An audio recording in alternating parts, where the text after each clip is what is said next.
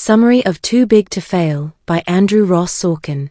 Too Big to Fail by Andrew Ross Sorkin is a comprehensive and gripping account of the 2008 financial crisis, focusing on the key players and decisions that shaped the response to the collapse of major financial institutions.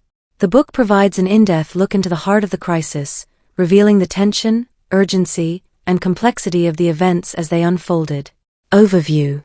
The book is structured as a detailed narrative, blending exhaustive research with storytelling to provide a behind-the-scenes view of the crisis.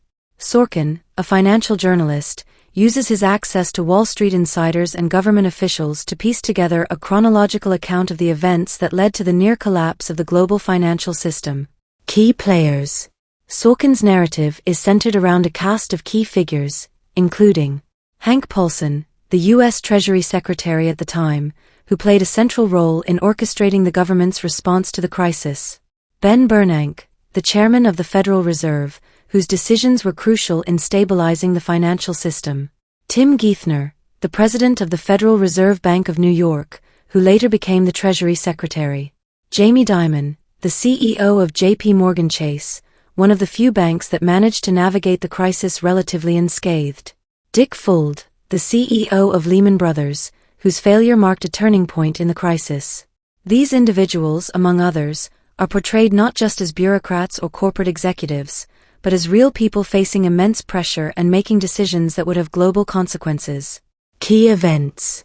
Sorkin meticulously details several key events that define the crisis. 1. The collapse of Bear Stearns. The near failure of Bear Stearns in March 2008, which was eventually rescued by a fire sale to J.P. Morgan Chase with government assistance, set the stage for the larger crisis to come. 2. The fall of Lehman Brothers. Lehman's bankruptcy in September 2008 was the most significant event of the crisis, triggering a global panic. Sorkin explores the negotiations that failed to save Lehman, the reasons behind the decision to let it fail, and the aftermath of its collapse. 3. The bailout of AIG. The insurance giant AIG required a massive government bailout to prevent a total collapse, as its failure would have had catastrophic consequences for the financial system due to its extensive involvement in credit default swaps. 4. The TARP program. The Troubled Asset Relief Program (TARP) was a $700 billion bailout package passed by Congress to stabilize the financial system. Sorkin details the tense negotiations and political wrangling that led to its approval. 5. Bank mergers and acquisitions.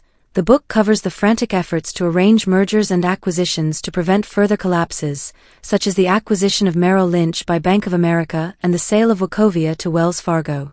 Themes and analysis.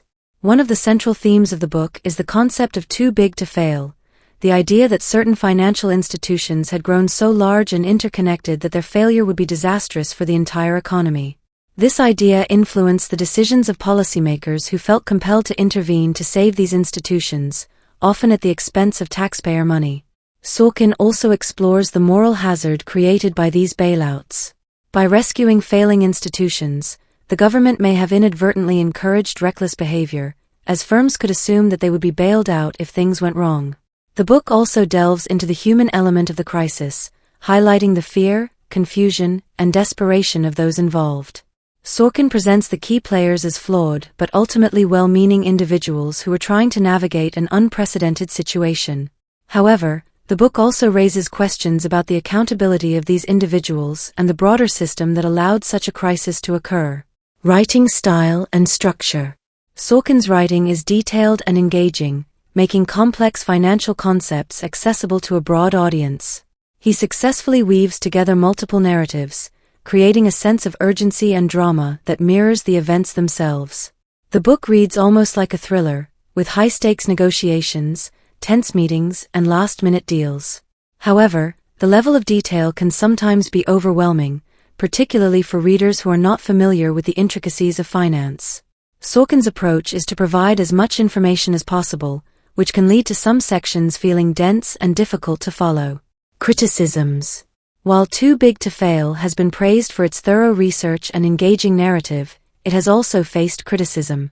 Some critics argue that Sorkin is too sympathetic to the key players, portraying them as heroes trying to save the world rather than as individuals who were partly responsible for the crisis.